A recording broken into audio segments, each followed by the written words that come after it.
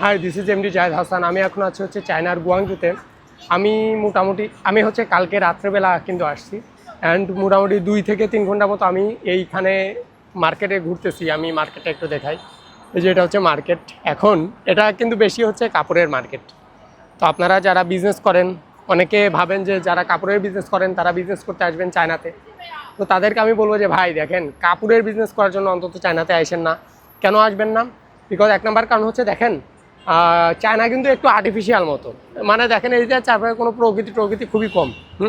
তো আর্টিফিশিয়াল কেন বলতেছি, এখানে যে কাপড় তৈরি করার জন্য যে মেটেরিয়ালগুলো আছে সেগুলো কিন্তু খুব বেশি পাবেন না, এবং তারা কিন্তু চেষ্টা করে যে প্রকৃতি যেন নষ্ট না হয় সেদিকে একটু খেয়াল রাখার। বিকজ তারা যেহেতু এমনিতেই যদি বাজেভাবে বলতে চায়, এমনিতেই প্রকৃতির অনেক ক্ষতি করে। এখানে যে গাড়িগুলো দেখতেছেন ম্যাক্সিমাম গাড়িও কিন্তু হচ্ছে ইলেকট্রিক। হ্যাঁ, তো দ্যাটস ওয়াই তো কাপড় তৈরি করতে যে সকল মেটেরিয়াল দরকার সেগুলো চায়নাতে খুব কম হচ্ছে উৎপাদন করে তারা। হ্যাঁ, এই কারণে চায়নাতে ভাই কাপড়ের দাম অনেক বেশি। আপনি বাংলাদেশে যেই জিনিসের দাম মোটামুটি পেয়ে যাবেন হচ্ছে 400-500 টাকায়, সেই জিনিস চায়নাতে 1700-1800 টাকা পড়বে। আর যদি আপনি ভাবেন যে না আপনি হোলসেলে নেবেন, হোলসেলে নিলেও দেখা যাচ্ছে আপনার 500-600 টাকা পড়বে হোলসেলে।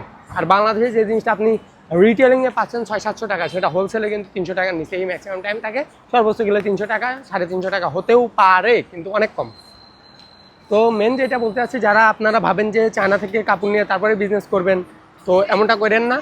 কিন্তু একটু সুসংবাদ দিয়ে দিই, আপনারা যদি একদম, আমি যে ফেব্রিকটা পরে আছি এটা কিন্তু কাপড়ের, মানে কাপড় বলতে এটাকে সুতা বলে। আপনারা যদি চিন্তা করেন যে এমন ফেব্রিক নিয়ে কাজ করতে, যেই ফেব্রিকটা হচ্ছে প্লাস্টিক জাতীয়, পলিস্টার জাতীয়, সেক্ষেত্রে আবার চায়না হয়তো বা একটু প্লাস পয়েন্ট হতে পারে।